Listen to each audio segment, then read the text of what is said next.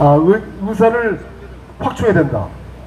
지금 필수 의료체계, 산부인과, 그 다음에 응급의학과, 소아과, 흉부외과, 이런 필수 의료체계에 의사가 없는 건 사실입니다.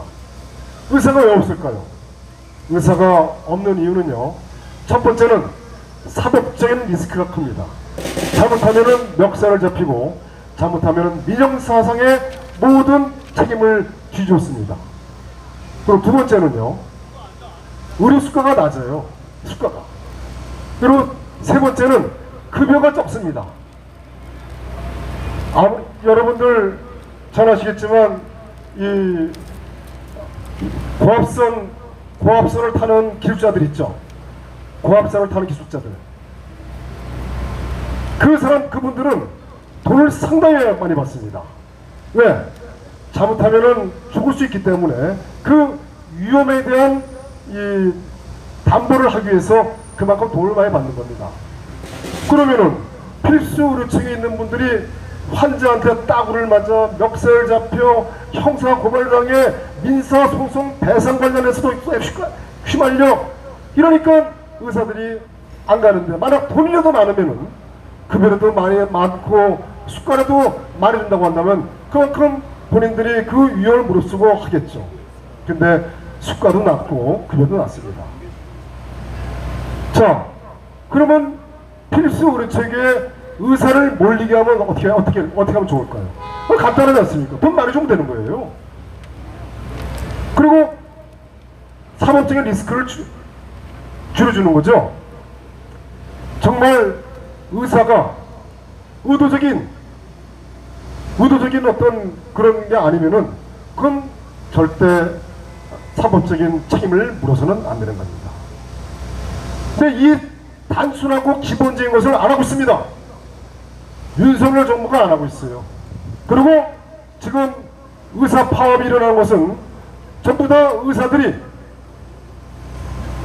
밥그릇을 지키기 위해서 그러는 것이다라고 거짓말하고 있는 겁니다.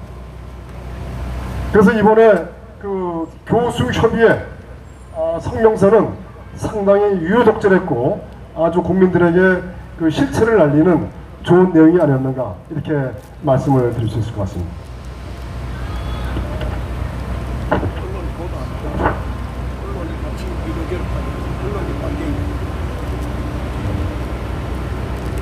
제가 조금 전에 말씀드렸지만 의대 정원 2,000명을 확대함으로써 우수한 인재가 이공계를 가지 않고, 그 다음에 의대로 이 방향을 바꿔서 현재 의대로 다 지원하고 있습니다. 지금 현실입니다. 지금 의대로 가기 위해서 재수 삼수했던 많은 사람들, 그 다음에 카이스트나 서울공대에 있었던 많은 우수한 인재들 자퇴를 하거나 또는 전부 다 의대로 가기 위해서 줄 서고 있습니다. 그럼 2,000명이요? 금방 다 채워요. 그러면 이게 언제 결과가 나타날까요? 금방 나타납니다. 지금 기업에 있어서 생존의 비결은 무엇이냐면 기술입니다.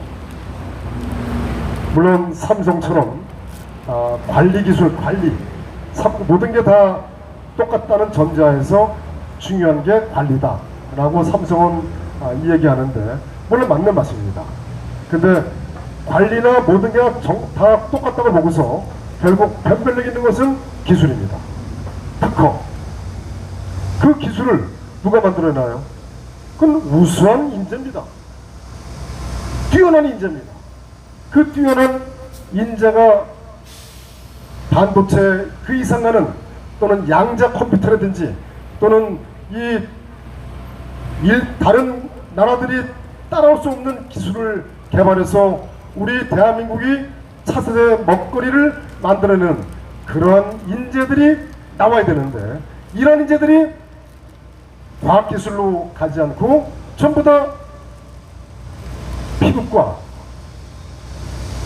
피부과가 뭡니까? 결국은 미용, 보톡스, 성형수술, 글로 사람들이 간다는 거죠. 이거는 정책이 잘못된 겁니다. 이런 정책이 잘못된 것뿐만 아니라 이거는 간첩 세력들이나 이렇게 할 수 있는 겁니다. 반대한민국 세력들만 이렇게 국가를 망가뜨리는 거죠. 아주 이 의대 정원 2,000명은요 대한민국 파괴입니다. 조금 있다가 또 이와 유사한 내용들이 또 나옵니다.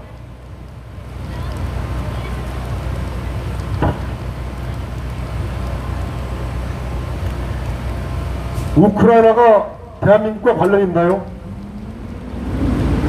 우크라이나 나라가 자유대한민국과 관계가 있나요? 우크라이나 자유대한민국과 하등의 관계가 없습니다. 우크라이나는요 자유민주체제 국가가 아닙니다. 우크라이나는 네오나치, 더 정확히 말씀드리면 2차 대전 당시에 히틀러 나치에 앞장서서 러시아 슬라브 민족을 죽인 그런 사람들입니다. 지금도 이들은 넵조, 네오나치, 반데라 이들을 사상을 추종하고 있죠. 근데 우리가 왜 우크라이나에다가 현금 24억 달러를 우리가 지원하고 4억 1,500만 달러의 상당의 우리가 인도 지원을 왜 해야 하고 포탄을 왜 지원해야 되는지 이유가 잘 성립이 안 되죠. 그러나 많은 사람들은 얘기합니다. 우리가 6.25 때 외침을 받았기 때문에 그 외침을 받은 나라에 지원해야 되지 않느냐. 이건 아닙니다. 당시에 우리나라는 자유민주주의 국가입니다. 그러나 러시아한테 침략을 받은 우크라이나는 자유민주주의 국가가 아닙니다. 그러면 왜 러시아가 우크라이나를 침략했느냐? 그것은요, 첫 번째 민스크 조약을 미국과 소독과 우크라이나가 위배한 겁니다. 사기친 겁니다. 이 사기쳤다는 내용을 독일의 수상이 자기 입으로 얘기했습니다.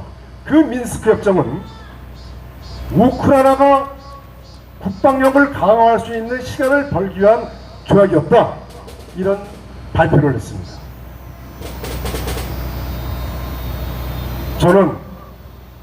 전 소련을 좋아하지 않습니다. 그렇다고 해서 러시아를 사랑하는 게 아닙니다. 이거는 뭐냐면은 어떤 게 옳고 어떤 게 그른지 라는 것을 판단해야 된다는 얘기죠. 그러면 윤석열 정부는 왜 우크라이나가 좀 많은 자금을 지원하느냐? 목적이 있습니다. 그 목적이 뭘까요? 우크라이나가 자금 지원하고 그 다음에 무기 지원하면요 가장 싫어하는 나라가 러시아고 가장 싫어하는 사람이 푸틴입니다. 그러면 러시아가 대한민국을 공격을 하고 푸틴 대통령이 대한민국을 경고를 주면서 정말 막장에 다다르는 외교로 간다고 한다면 가장 좋아하는 사람 누굴까요? 좋아하는 사람은 북한의 김정은과 바로 북한의 김정은 집단입니다. 결국은 윤석열 정부의 우크라이나에 대한 자금 지원과 무기 지원이 그리고 더 나아가서 러시아에 대한 경제 제재 그리고 더 나아가서 우크라이나 입장에 서서 우크라이나 방문해가지고 우크라이나와 함께 하겠다라고 한 그런 모든 행동이 반러시아 정책이고 반러시아 행동입니다. 결국은 러시아가 북한과 북러 전략적 포괄적 조약을 맺게 한 것이 바로 윤석열입니다. 일반 국민들은 이런 잘 모르죠. 윤석열이가 그렇게 몰아세웠습니다. 자, 이번에 북러 조약 전에 북한을 방문한다니까 뭐라 그랬습니까? 안보실장이 경고했지 않습니까? 선을 넘지 마라. 선을 넘으면은 뭔가 하겠다. 경고했잖아요. 그것도 2번씩이나. 가짜지 않나요? 우리는 약소국가입니다. 우리는 핵도 없는 나라입니다. 그런데 세계 최고의 핵무기를 보유하고 세계 최대의 영토를 가지고 있고 지하자원과 천연자원이 무궁무진한, 그리고 세계 최고의 군사력을 갖고 있는 러시아에다가 경고를 남발하는 게 그게 말이 되나요? 그거는 외교 권례입니다. 더 나아가서 외교 권례를 따라서 정말 뭐랄까, 그 집에 있는 강아지가 주인을 믿고 앞에 온 사람한테 짖는 것과 똑같습니다. 결국은 지혜롭지 못하고 결국 이런 문제는 더욱더 북한과 러시아가 밀접, 심층 이렇게 강화시키는 그런 결과를 준 겁니다.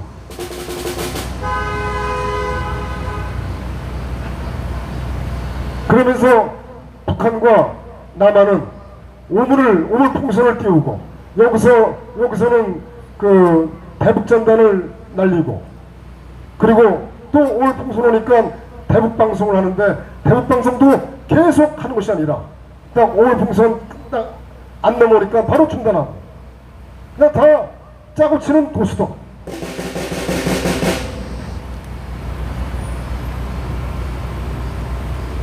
이 부분도 한번 읽어보십시오. 시간 되실 때 한번 조용히 댁에 가셔서 한번 읽어보시면은 과연 이게 맞는 것인지, 그리고 이 맞는 이게 내용이 그러니까 맞는 것인지 한번 이 내용을 교차 검증, 즉 인터넷을 통해서 확인해 보시고 하면은 정확하게 여러분들이 이 판단을 하실 수 있을 것 같습니다. 자, 5페이지 병장 월급 200만 원. 제가 지난주에도 말씀드렸지만 이 병장 월급을 200만 원 한다는 얘기를 듣고서 저거는 아닌데 라고 바로 이렇게 느낌이 오더라고요. 근데 이것을 제가 한번 조사해 봤습니다. 제가 사실 지난번에 조사를 다 했는데 그날 그 USB를 놓고는 바람에 제가 출력을 못했어요. 5페이지를 보시면요, 이 병장 월급 200만 원이 얼마나 대한민국의 해악이 되고 이들이 계획적이고 의도적이고 대한민국의 국군을 와야시키고자 하는 전력과 전술이 여기에 내포되어 있다라는 것을 확인할 수가 있습니다. 참고적으로 말씀드리지만 말입니다. 박정희 대통령 재임 시절에는요, 특히 1974년도에는 소비자 물가가 24.3%가 올라갔습니다. 당시 박정희 대통령께서 병장 월급을 30%를 올려줬어요. 근데 왜 30% 올렸느냐? 바로 그 전에 73년도에는 병장 월급을 동결시켰습니다. 올리지 않았습니다. 당시에 3.2%였습니다. 그러니까 73년도에는 소비자 물가가 3.2%. 근데 74년도에 24%로 올라갔어요. 이것은 제가 봤을 때는 왜 이렇게 올라갔냐면은 이 중동 사태가 많이 컸을 것입니다. 중동 사태가. 그러다 보니까 올라가다 보니까 30%를 올린 거죠. 근데 이 당시에는 1200원, 병장 월급이 1200원 하다가 360원을 올린 거죠. 다음 보겠습니다. 이렇게 보시면요, 이 병장 월급을 정말 소비자 물가와 상관없이 정말 자기들 마음대로, 즉 목적을 갖고 올렸다는 것은 여기에 나타납니다. 노태우 1988년도에 47%를 올렸습니다. 2,400원을 올린 거죠. 그러니까 4,900원 병장 월급에 2,400원 올렸습니다. 그리고 김대중 2001년도 병장 월급 13,700원에서 5,900원 올렸습니다. 43% 올렸습니다. 그리고 노무현 때는 많이 올렸습니다. 23,100원에서 1,900원 올렸습니다. 47%. 그리고 노무현 2005년도 이 10,000원을 더 올려서 30%. 그리고 44,000원에서 27,000원을 또 올립니다. 62% 올립니다. 그리고 2007년도 72,000원에서 16,000원을 또 올려서 23% 올립니다. 터무니없이 올려요. 터무니없이. 그리고 이제 문재인이가 2018년도에 21만 6천원에서 18만 9,700원 올립니다. 87%를 올려요. 병정 월급을. 당시에 소비자 물가가 몇 퍼센트가 되냐면 1.5%입니다. 소비자 물가 상승률이 1.5%. 이렇게 올릴 수 있나요? 목적을 갖고 있는 거죠.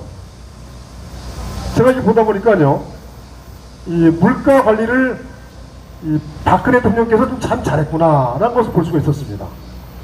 박근혜 대통령께서는 2013년도에 소비자 물가가 1.3%, 2014년도 1.3%, 그 다음에 15년도 0.7%, 16년도 1% 이렇게 소비자 물가 상승률이 상승률입니다. 문재인은 또 한 차 더 올립니다. 13만 5천원을 더 올리죠. 그리고 윤석열이 와서 이제 완전히 죽여버리려고 대한민국 국권을 완전히 박살내려고 이제 얼마 올리냐면 20만 8,500원 올립니다. 2020년도에. 그리고 작년에 48만 3천원 올립니다. 그리고 올해 얼마 올라가냐면은 35만원 올라갑니다. 내년에 40만원 올라갑니다. 그래서 내일 준비 지원금까지 포함했을 때 내년도에 병장 월급이 200만 205만원입니다. 이것도 한번 보십시오. 정말 문제가 심각하구나. 자, 병장 월급만 문제가 아닙니다. 지금 대한민국의 많은 국방비가 인건비로 나가다 보니까 신무기를 개발하고 기존에 있는 무기를 유지보수하고 교체하고 탄약을 비축하고 미사일을 또 개발하고 미사일을 또 비축하고 이런 돈들이 많이 감소가 됩니다. 여기요, 문제는요, 여기다가 한술 더 떠서 항공모함을 발주를 합니다. 항공모함이요. 대한민국이 항공모함 필요한가요? 지금은 항공모함의 시대가 아닙니다. 대항해 시대를 포함해서 얼마 전까지는, 즉 미사일이 초음속 미사일 또 드론 이런 것들이 개발되기 전까지는 항공모함의 시대입니다. 그러나 지금 초음속 미사일 마하 5, 마하 7 이런 초음속 미사일과 그 다음에 드론, 그 다음에 무인 폭격기 이런 것들이 개발된 상황에서 이 상황에서는 항공모함은 아무 쓸모가 없습니다. 그러다 보니까 지금 미국이 지난번에 이 어디죠? 그 수에즈 운하 바로 그 홍해 그쪽에서 결국 이 후티 반군의 그 피격을 받았죠. 상당히 심각합니다. 그래서 항공모함 필요 없습니다. 항공모함 이들은 왜 발주됐느냐? 항공모함 왜 필요하냐? 국방비를 막 내주려는 겁니다. 즉 효율적이지 않고 합리적이 않은 곳에다가 돈을 막 갖다 퍼붓는 거죠.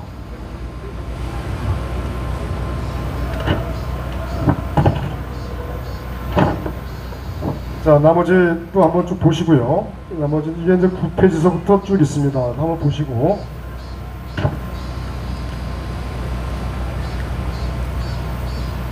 이 중앙청 10페이지 한번 보시죠. 이 목요일 날 아침에 그 조선일보 이 코리안 호텔 바로 옆에 원포 공연 있죠. 거기서 저쪽에 중앙청 쪽을 바라보고 사진을 찍었습니다. 근데 있어야 할 건물이 없어요. 있어야 할 건물이. 그리고 상실감을 허전하고 상실감을 느낍니다. 왜? 대한민국이 건국된 장소가 없어진 겁니다. 우리 올인코리아 조영원 대표께서 말씀하신 내용 중에 이런 명문이 있습니다. 명언. 일제 36년도 대한민국이 우리 역사다. 여러분, 우리 역사 맞습니까? 아닙니까? 우리가 일제 36년도 우리의 역사입니다. 중앙청도 폭파시키면 안 됐습니다.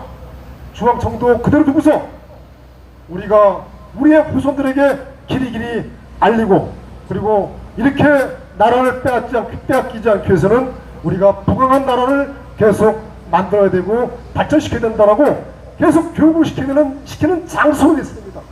근데 이것을 전부 다 폭파시키고 해체시켜버렸어요. 왜? 정체성 발산, 대한민국 건국 부정, 그 목적입니다. 일제 잔재가 아닙니다. 김영삼, 이 세력들, 김무성의 똘마니 김무성, 김대중, 반역자, 이적 세력, 반대한민국 세력, 북한이 핵을 개발하면 자기가 책임지겠다고 약속을 해놓고 지금 현재 대한민국 홍명령을 능멸하면서 국립현충원에 누워 있습니다. 하루빨리 파면해야죠.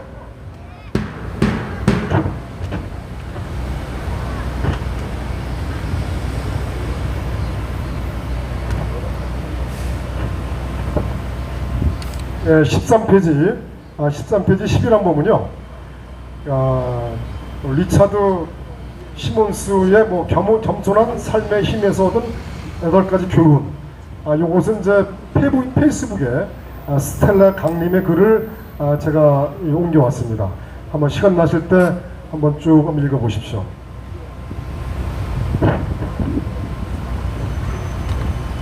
네, 이상으로 주간 상황 보고를 마치도록 하겠습니다. 감사합니다. 고맙습니다.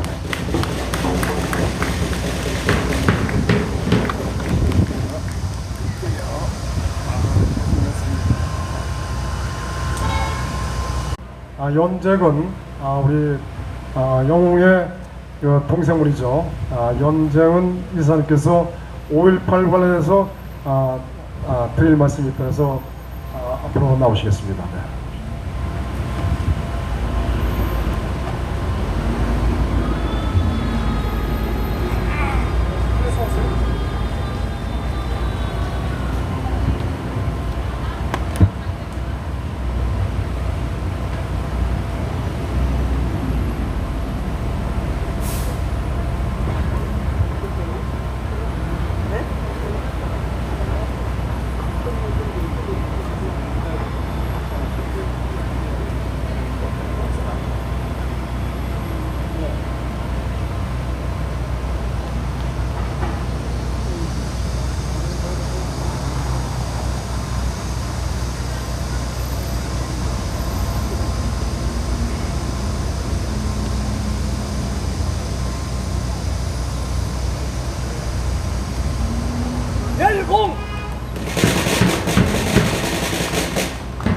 안녕하십니까. 만국 지원인 5.18 폭동을 어느 순간에 민주화로 둔갑한 것을 바로잡지 않으면 대한민국이 바로 설 수가 없습니다. 절대로 설 수가 없습니다. 그래서 젊은 애국자로부터 5.18의 연설을 이 자리에서 여러분들에게 들려드릴까 합니다. 가슴 깊이 감상하시기 바랍니다.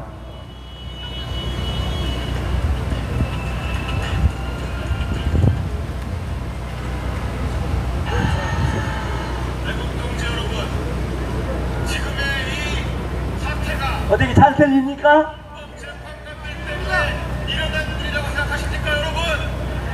이 분노군의 연습입니다. 이 분노군의 연습입니다.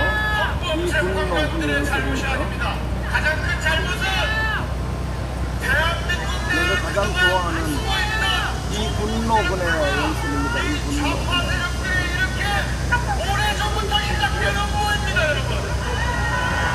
이 분노군이 바로 여기에서 연습한 법적으로도 만반의 준비를 갖춰왔습니다.